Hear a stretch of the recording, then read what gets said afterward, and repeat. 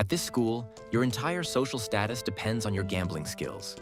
Winning means wealth, power, and respect. If you lose, you are labeled as a house pet, a title that reduces you to a servant for the rest of the students. Ryota is one of these house pets after losing against Mary, a ruthless and arrogant student. A new transfer student named Yumeko arrived. She's polite, soft-spoken, and unnervingly cheerful. At first glance, she seems like a breath of fresh air, a stark contrast to the other students in the academy. Ryota is immediately drawn to her kindness. Yumeko's first major interaction happens when Mary challenges her to a gambling match. Mary underestimates Yumeko, assuming she's just another naive newcomer ripe for exploitation. They play a simple game of rock, paper, scissors. But of course, there is a twist.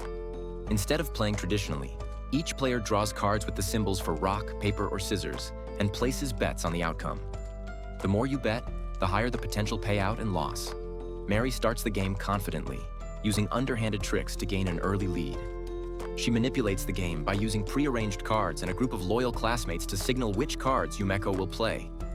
At first, it seems like Mary has Yumeko completely outmatched. However, Yumeko isn't nearly as naive as she looks. She immediately picks up on Mary's cheating and adapts her strategy accordingly. Instead of panicking or getting angry, Yumeko seems to enjoy the challenge even as she loses a few rounds. She starts making riskier bets, raising the stakes higher and higher, which unnerves Mary. As the tension builds, Yumeko's true demonic nature begins to emerge. Her cheerful demeanor gives way to something far more intense, an obsessive excitement for gambling. She isn't just here to win, she's here for the thrill. Yumeko's passion is so overwhelming that it unsettles Mary, who's used to always being in control. Yumeko ends up completely outplaying Mary, and she wins the match with ease. Mary's reputation is shattered, and she's left humiliated in front of her peers. Yumeko, on the other hand, is completely unfazed by the chaos she's caused. She doesn't gloat or mock Mary. Instead, she simply thanks her for the game, as if the entire ordeal was just a fun pastime. For Ryota, this match is a revelation. He realizes that Yumeko is far from an ordinary student. She's a gambling maniac and prodigy who thrives on chaos and gets off on making risky gambles. After her victory against Mary, Yumeko's reputation begins to spread throughout the academy. Ryota, still amazed by her skills, is starting to realize that she's not just skilled. She's addicted to gambling in a way that's almost terrifying. Itsuki, a member of the student council, becomes the next person to challenge Yumeko. Itsuki is known for her obsession with custom-made playing cards, which her wealthy family produces. She's also ruthless, using her position and resources to crush anyone who dares to challenge her. The game they play is called Double Memory, and players take turns flipping cards to find matching pairs. But as the dealer, Itsuki has the advantage of knowing the layout of the deck. This ensures that Yumeko starts the game at a significant disadvantage. Itsuki is confident, taunting Yumeko throughout the match. She even raises the stakes by offering to take care of her if Yumeko loses everything. However, Yumeko doesn't seem intimidated. In fact, she looks more excited than ever. As the game progresses, Yumeko begins to notice subtle patterns in Itsuki's custom cards. Itsuki's biggest strength, her obsession with her cards, becomes her downfall, as Yumeko uses the designs to track where the matching pairs are located. Itsuki tries to raise the stakes even higher, hoping to throw Yumeko off balance. But Yumeko thrives on high-stakes risks. In a final, decisive move, she bets everything, forcing Itsuki to do the same. Yumeko's gamble pays off, and she wins the match with ease. For Itsuki, the loss is devastating. She's not used to losing, especially to someone who seems to treat gambling as a game rather than a competition. Itsuki realizes that Yumeko isn't just a talented gambler. She's a wild card who thrives on chaos and unpredictability. Ryota is left wondering if Yumeko is truly as cheerful and kind as she seems, or if there's something darker lurking beneath her obsession with gambling. Yumeko and Ryota encounter Mary in the middle of a tense game with Yuriko, the poised yet cunning head of the traditional culture club and a member of the student council. Mary, deeply frustrated, proclaims that Yuriko is cheating. She tries to turn the game around, but ends up losing significantly, accumulating a debt of 49.6 million yen. Devastated, Mary reveals that her only hope of escaping her pet status was through this gamble. Ryota explains to Yumeko that public matches allow students with a pet status to challenge anyone once, offering a chance to restore their honor. Yuriko invites Yumeko to play the club's original game, Life or Death. The game involves betting chips on numbered spots, with swords falling into these slots. A sword facing up gives life, multiplying bets, while a downward-facing sword results in death, causing the player to lose their bet in a much higher proportion. Yuriko hints at manipulating the game using a shallow cup, and Yumeko sees through the trick, realizing Yuriko is cheating.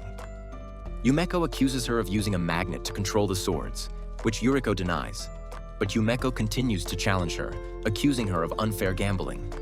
As the stakes rise, Yumeko pushes for a risky bet but shockingly lost as the dealer reveals a sword facing up in the slot, resulting in a win for Yuriko, although Yumeko still holds her ground that Yuriko cheated.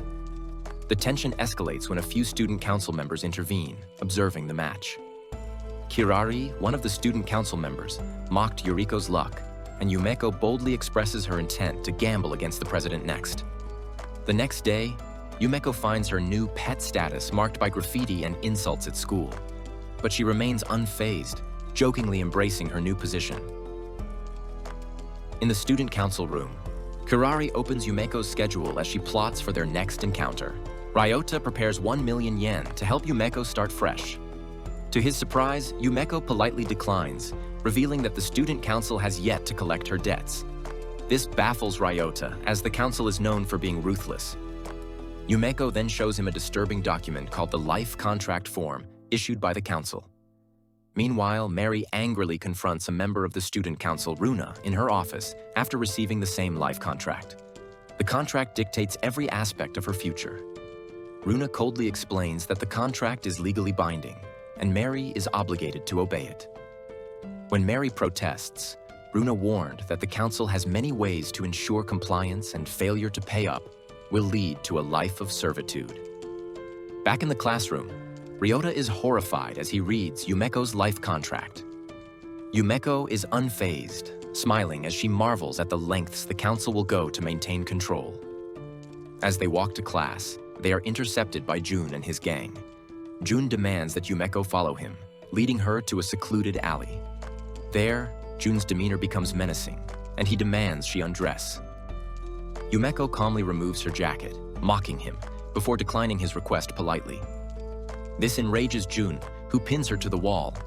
Before Jun can act, Midari, a member of the Student Council's Beautification Committee, intervenes and offers herself as a distraction to Jun, before suddenly pulling out a gun and proposing a twisted game of Russian roulette. If she fires and the gun doesn't go off, Jun can do as he pleases. If it does, she'll shoot him instead. Unnerved, Jun and his friends flee.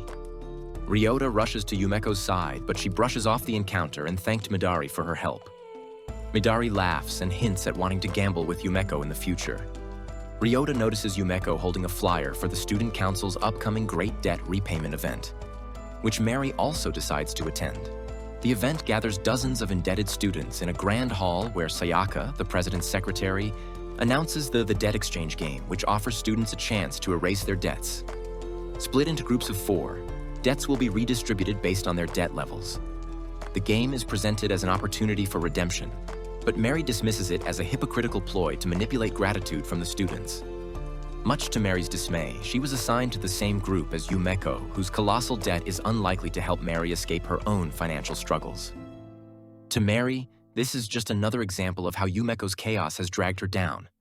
Sayaka explains the game where players each have 2 cards, one dealt face down and the other placed on their forehead so they cannot see it. Players bet chips proportional to their debts, and cheating is allowed unless caught. But even then, any gains from the cheating will not be reversed. Mary and Yumeko, they find themselves grouped with Jun and a quiet girl named Tsubomi, and Mary agree to cooperate with Yumeko. Jun begins with small bets, building his confidence by exploiting Tsubomi's hesitance. Yumeko's aggressive gambling style unnerves Jun. In the 4th round, Mary decides to place a big bet, to which Jun accused her of colluding with Yumeko, but ultimately folded against. Mary reveals her weak hand, shocking Jun, who realizes he was played. Jun tries to shake off Mary's earlier bet, claiming it was still early in the game. Mary retorts that she isn't worried about losing to someone like him, causing Jun to become even more aggressive. Sayaka steps in, reminding him that violence is prohibited in the game. and warns Mary to stop antagonizing Jun. The game moves, and Jun's nerves start to show as he begins to panic, realizing that Yumeko and Mary are starting to outplay him. Yumeko and Mary both notice that Jun is cheating with Tsubomi, and Yumeko pointed out that Tsubomi is essentially Jun's personal plaything, forced to do whatever he tells her. Sayaka acknowledges that everyone is cheating in some form, but Yumeko insists that there's no reason to stop them, as it only adds excitement to the game. As the game progresses, Jun tries to keep control but becomes visibly frustrated. Jun starts to panic as he realizes that if he doesn't win, he will fall into serious debt. His strategy becomes more desperate as he tries to manipulate Tsubomi into helping him win. Despite his best efforts, Yumeko outsmarts him again, and Mary wins the round by revealing a bluff. Yumeko decides to take a risk by betting all her chips on Tsubomi's win, convincing Mary to raise Tsubomi's chips to give her a chance to surpass Jun's lead. Tsubomi hesitates, but is encouraged by Yumeko to stand up to Jun, who has bullied her throughout the game. Yumeko challenges Tsubomi to stop being submissive and take a stand against Jun's abuse, saying that if she doesn't act now, she will always remain a house pet. Tsubomi decides to take the risk and bets all her chips. Jun becomes furious, demanding she fold, but Tsubomi refuses. After a tense moment, she reveals her cards and defeats Jun, who lashes out but is stopped by Sayaka. Jun screams in frustration, knowing he has no way out. Sayaka announces that Jun is in last place and will inherit Yumeko's massive debt, to which Jun tries to argue that his chips are worth more than what Sayaka announced. Mary points out that the value of his chips had been switched, a plan she devised since the beginning, taking advantage of the system's loopholes when it comes to cheating. As the defeated Jun lies twitching on the floor, Yumeko and Mary walked away victorious and shared a brief but meaningful moment. Sayaka notes that while Yumeko's unpredictability and love for gambling make her a force to watch, it's clear that she doesn't care about money. Sayaka wonders if letting go of Yumeko was a mistake or a calculated risk, but ultimately concludes that the student council's plans were successful in stirring the game's chaos. Mary's classmates reluctantly congratulate her on paying off her debt and apologize for their past behavior, hoping she won't hold a grudge. Mary brushes it off, saying it's all water under the bridge and invites them to hang out sometime. As she exits, she bumps into Ryota. He points out that she's likely holding a grudge against the student council. Mary admits she won't forgive them, but shifts the conversation to Yumeko, asking why she hasn't paid off her debt despite winning a lot of money. Ryota reveals that Yumeko plans to challenge Karari, the student council president, to a match. Yumeko arrives and tells Mary that she doesn't deserve the money they won. Mary insists she doesn't want it and asks Yumeko to keep it, showing her willingness to move on. The scene shifts to the student council discussing Yumeko's massive personal funds. They question why she hasn't paid off her debt yet. Runa speculates that Yumeko plans to challenge Karari directly, which excites Midari, who believes Yumeko will lose horribly. Later, Yumeko approaches Ryota saying she's ready for the upcoming challenge. Ryota, concerned, warns her to prepare, but Yumeko reassures him that she's been prepared for a long time. They head to the student council room, with Mary observing from afar and reflecting on her distaste for the council's control over the students. Mary is then approached by Kirari, who invites her for tea.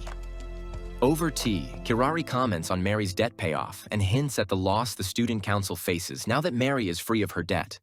She invites Mary to join the council, but Mary is skeptical.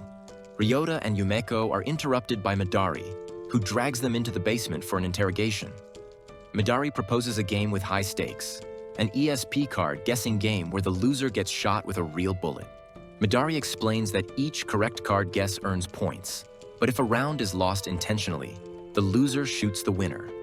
Ryota fears for Yumeko's safety, but reluctantly agrees to let her play. Yumeko, eager for the challenge, sets 3 conditions. There will only be 3 rounds of games, Ryota as the dealer, and a 1 billion yen wager. Midari agrees, adding a stipulation that if anyone misses a shot, they must shoot the other. As Ryota lines up the cards in the observation room, he remembers how Yumeko saved him from his earlier predicament and realizes it's his turn to save her. He tried to bluff Midari by making a hand sign to communicate with Yumeko, but Midari didn't fall for his bluff despite the stakes. Midari started the game and immediately loaded her gun with 6 bullets before winning the first round against Yumeko. She pulls out the loaded gun and points it straight at Yumeko. Yumeko confronts Midari, urging her not to pull the trigger of her revolver. Midari accuses Yumeko of begging for her life. Yumeko reveals that the gun Midari holds is her own and loaded with only 3 bullets, while also jammed with lipstick at the barrel. Yumeko immediately states that it was a bluff, and there are actually no bullets chambered, further frustrating Midari. When questioned about her motives, Midari confesses she thrives on gambling's thrill when physical pain is involved. Midari's obsession began during a gamble with Kurari where she wagered 300 million yen and lost. With no way to repay, Kurari demanded Midari's left eye as payment, prompting Midari to gouge it out herself. This cemented her belief that pain is the ultimate risk in gambling. Despite challenging Kurari to rematches, Kurari refused and offered her a seat on the student council instead. Midari declined initially as she was interested only in gambling and pain, but Kurari promised to kill her someday if she joined. Yumeko and Midari's card game continues with Yumeko predicting that the game will end in a draw. But Midari's growing frustration leads her to escalate the stakes. She loads her revolver with 6 bullets, taunting Yumeko. Despite Midari's attempts to corner her, Yumeko relies on Ryota's decisions, signaling trust in his instincts.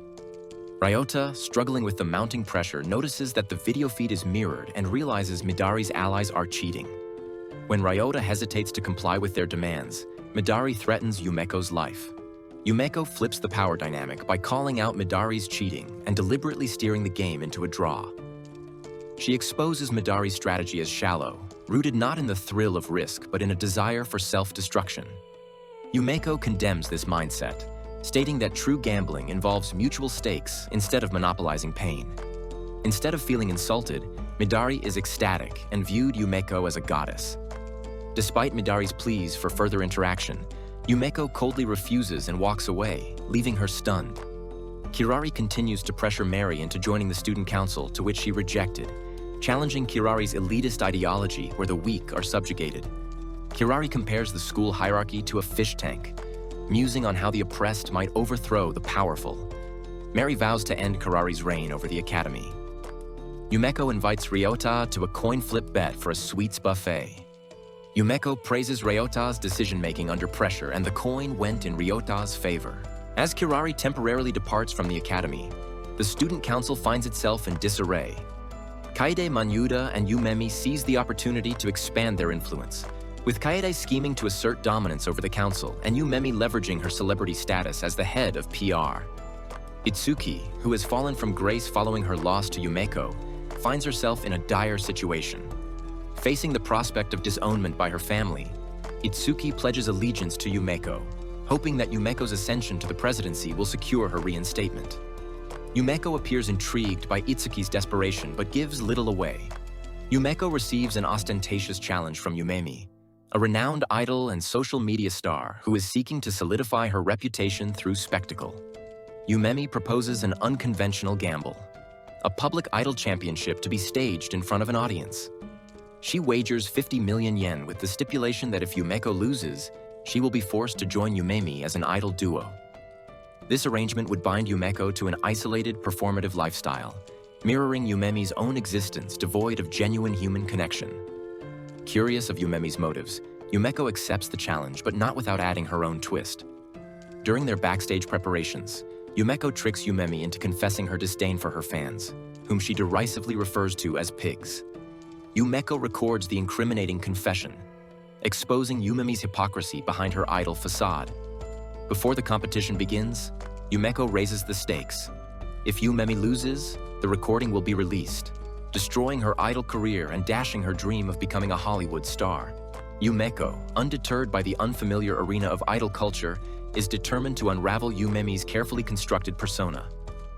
Yumemi, though rattled by the recording, remains outwardly confident, clinging to her rehearsed charm and calculated strategies.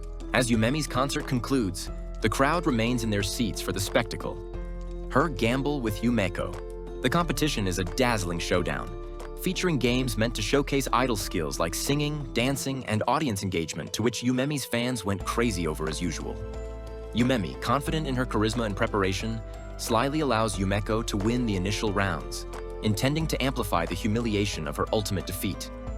For the final and most important game, Both participants must guess the birth months of randomly chosen audience members. Yumemi is confident as she has meticulously memorized her fan club's birthdays, securing what she sees as an unbeatable edge. But Yumeko, undeterred, shifts the dynamic by manipulating the dice to select Mary Sayotomi as the audience participant. This unexpected twist throws Yumemi off her rhythm as she was astounded that Yumeko could seemingly control the dice roll outcome and was convinced that she must have begun scheming from the moment she read the event proposal when she was in her room the other day. In a bold move, Yumeko tricks Yumemi into writing 9 when she intended to write 6 on her guess card. When Mary reveals her birthday is in March, Yumeko's guess is closer by 3 months, securing her victory in dramatic fashion. In the aftermath, Yumeko plays the incriminating recording of Yumemi insulting her fans. The audience gasps in shock, but rather than turn against Yumemi, her devoted supporters reaffirm their loyalty, cheering for her with unwavering admiration. Yumeko, impressed by Yumemi's conviction and the resilience of her fans, reveals a deeper intrigue behind the gamble. The challenge and the planted torn fan letter were orchestrated by someone aiming to sabotage Yumemi. Yumemi accuses Kaide Manyuda of being the mastermind, pointing out his suspicious involvement in arranging the concert and the gamble. Kaide dismisses her accusations, projecting an air of calm superiority, and declares his ambitions to claim the student council presidency. Yumeko, her intrigue piqued, proposes a decisive gamble between the two, framing it as an official match. Bound by the rules of the council and his own pride, Kaide has no choice but to accept. As Karari convenes a high-stakes meeting with the heads of the Momobami clan, Kaide is locked in a gambling match with Yumeko on stage, as he wonders if she is merely a gambling addict. Kaide believes that Yumeko's participation in these high-stakes games is driven by an insatiable thirst for thrill rather than any strategy or long-term ambition. Ririka, the enigmatic and masked vice president of the student council, steps in as the dealer and proposes a modified version of poker that forces players to engage in every hand. No one can fold or call, and instead, the last player to raise gets to decide whether a stronger or weaker hand wins. The structure promises a game of aggression where decisions are based on calculated risks rather than traditional tactics. Mary states that this game favors the rich as they will be able to outlast their opponent if they play conservatively and make the right calculated decisions. Yumeko, with 310 million yen, buys into the game with 31 poker chips, while Kaide wagers 1 billion yen for 100 chips. The game begins, and Yumeko surprises Kaide by winning the first round, throwing him off balance. Her unpredictability begins to reveal her nature as a player who thrives on chaos and risk. Now truly aware of her reckless love for high-stakes gambles, Kaide begins to adjust his strategy as he figured Yumeko does not play based on making the logical move. Using his sharp intellect, he steadily starts winning the following rounds, controlling the game with precision. When Yumeko made a large bet and went all in, she lost all her chips on a terrible hand to Itsuki's dismay, as she thinks that all hope for her to regain glory is lost. Yumeko turns to the audience and calls out to Itsuki, signaling that she needs more money to continue. Kaede seizes the opportunity to taunt Itsuki, offering a choice between returning to the student council with her seat restored or antagonizing the powerful group. He implies that taking the easy path and returning to the student council would be her only way out. Yumeko defends Itsuki, encouraging her to take a leap of faith. She challenges Itsuki to risk something meaningful for her own future, urging her not to fall back into complacency by accepting Kaide's offer. Moved by Yumeko's words and the weight of her own ambition, Itsuki finds the courage to buy Yumeko 100 chips, signaling a shift in her resolve. The gamble now holds deeper stakes, not just for Yumeko, but for Itsuki's growth. Kirari declared she will no longer support the Momobami family heads, effectively shaking up the school's power structure. The gambling match between Yumeko and Kaide intensifies as they continue to raise their bets. Itsuki tried to match each raise from Kaide, but as the student council's treasurer, Kaide had seemingly unlimited funds and pushed Itsuki to her limits. Sensing weakness from Itsuki, Kaide raised the stakes by 100 chips in one bet, intending to wipe Yumeko out. With Itsuki seemingly out of funds to continue raising Kaide, Yumeko persuades Itsuki to bet her life schedule, essentially wagering her entire future. Although initially hesitant, Itsuki made the bold decision to trust Yumeko and even ripped out her own fingernails as a symbolic show of resolve. Kaide tried to stop this move by stating that the value of a life schedule was only determinable by the president, who is not present at the moment. It was then Ririka reveals that she is actually Kirari in disguise, shocking Kaide as he was plotting to overthrow Kirari right in front of her the entire time. Kirari determined that Itsuki's immense family wealth valued her life schedule at 10 billion, sufficient to match Kaide's earlier challenge.